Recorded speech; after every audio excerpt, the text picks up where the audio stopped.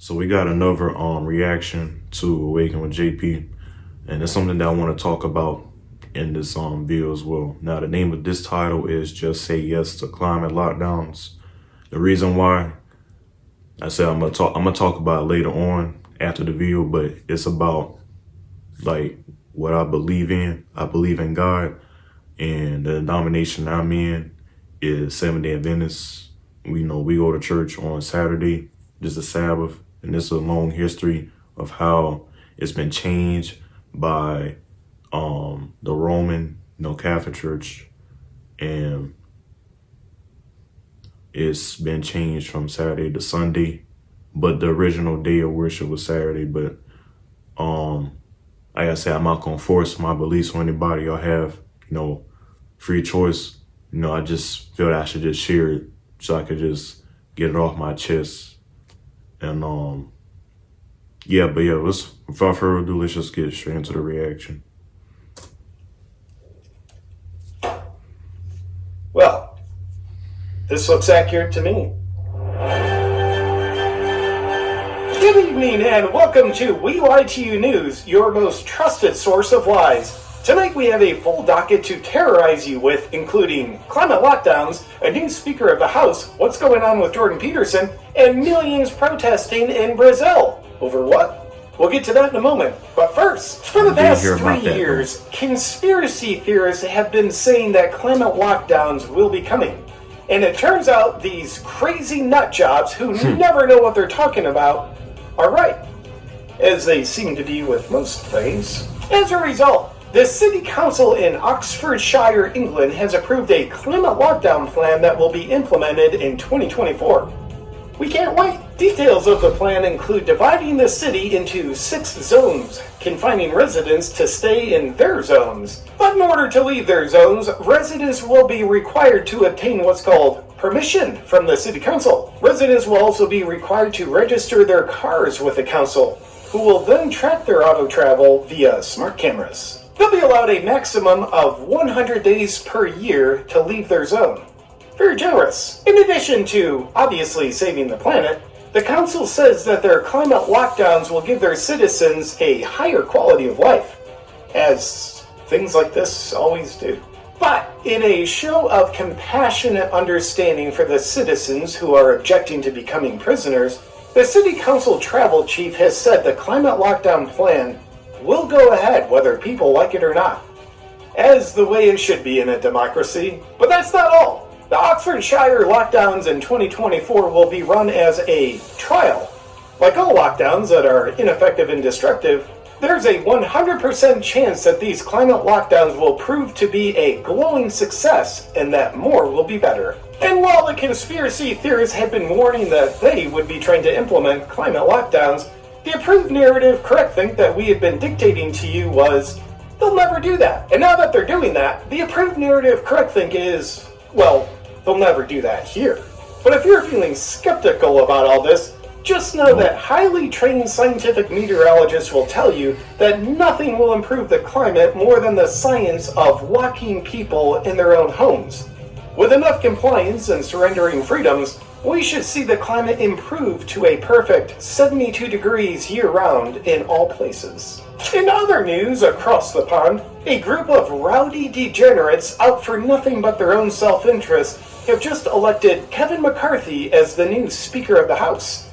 After 15 rounds of voting, McCarthy prevailed as the clear unwanted winner. Nancy Pelosi, a full-time insider trader who had been working part-time as Speaker of the House, is out and will now have to be an alcoholic somewhere else. In order to get people to vote for him who didn't want to vote for him, McCarthy had to give in on some key concessions, including creating a committee to investigate the weaponization of the FBI, an end to all mandate funding, implementing a rule allowing any single member of Congress to introduce a motion to vote the Speaker out, and giving members 72 hours to read bills prior to voting on them.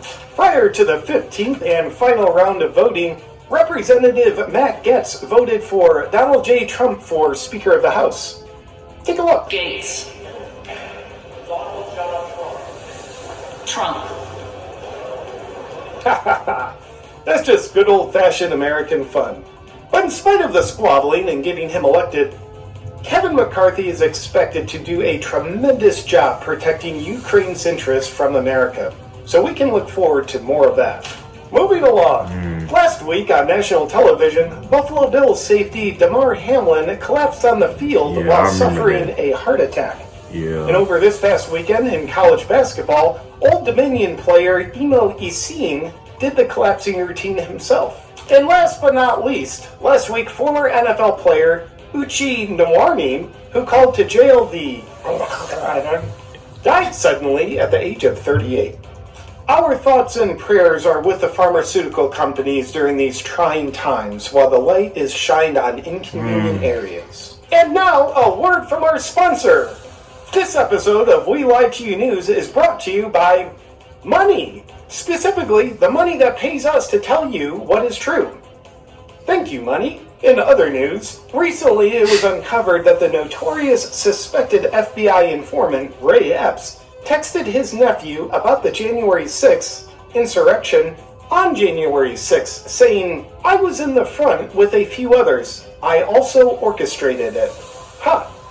I guess the January 6th committee must have forgotten to investigate him or something. But once they release Trump's tax returns, we'll know for sure that Trump orchestrated it. They already released those. They're clean.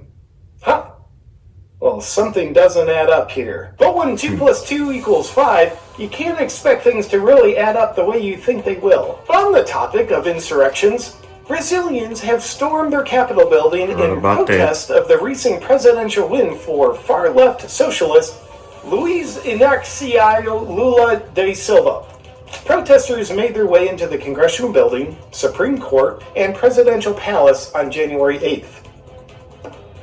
Missed it by 2 days, guys. But millions across Brazil have claimed that Lula stole the election through rigging. Oh, man. I can't imagine what that would be like. Something like that would never happen here. But it's safe to say that Lula, who is a former convict, wouldn't do something like that. He's also stated that protesters who entered federal buildings will be identified and punished. Back in the UK, in neutered news, a trans man has given birth, and he and his non-binary partner used a female sperm donor.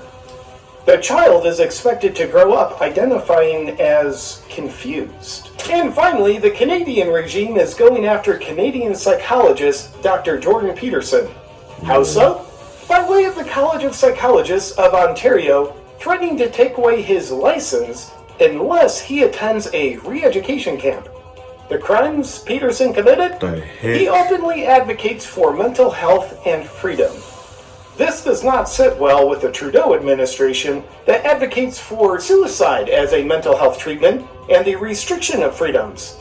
No doubt, Jordan Peterson could stand to learn a thing or two from people who aren't even half as smart as him. But Peterson, one of the great fingers of our time, seems to have contracted a case of civil disobedience when it comes to dealing with a corrupt state, as Peterson has claimed he will not be attending re-education training to learn how to think correctly from people. Good for you, man. That's it for today's news! Get your pregnancy ready because climate lockdowns are coming your way. And if you're a man looking to give birth, look no further than a female sperm donor. Down is up is down, lies are the truth, and we've got to work together for the good of the few at the expense of the many. And if you don't like that, just do something safe and effective today because that'll take care of you. Goodbye! Okay. Okay, that was the reaction. Now, what I was going to talk about in the beginning briefly is that with my religion, the Seventh-day Adventist Church, we believe in the second coming of Jesus, and at the same time, there's going to be things to lead to his second coming. Like, we already heard the term, we're living in the last days, right? Living in the last days. Now, with the new world order and these climate lockdowns, what they're leading to is one day of worship, which is Sunday. And like I said, it's fine, for those that disagree with me. I can understand that. But I just got to speak the truth in regards to what's going on at the same time. No, we can't put our full trust in men because they will fail us. God has people, set and appointed for the right time. And it's like right now, there's a lot of, truth and exposing, but there's going to be come to a certain point till we're going to get back to being okay, but then it's going to be back and forth. And then we're just going to come back to leading. It's always going to continue to keep going back to this new world order. And what they're using these climate lockdowns, they're trying to do it on Sunday from what I was hearing and even looking up articles, is that they're having car-free Sundays so that it won't be so much carbon going up in the atmosphere. So that should tell you something right there. But why not choose any other day? They chose Sunday, but it's an agenda. Everybody has a choice, which day to worship, but the original day, and even the Catholic Church came out and said that the real day of worship is Saturday, but that they changed it. But that's just what I wanted to say on that matter. But not to come after anybody that goes to church, because like I said, I have family members that go to church on Sunday as well. But yeah, if you enjoyed this video, just let me know your thoughts and opinions down below, even what I just said. And that's all I got. To the next video. Sign out.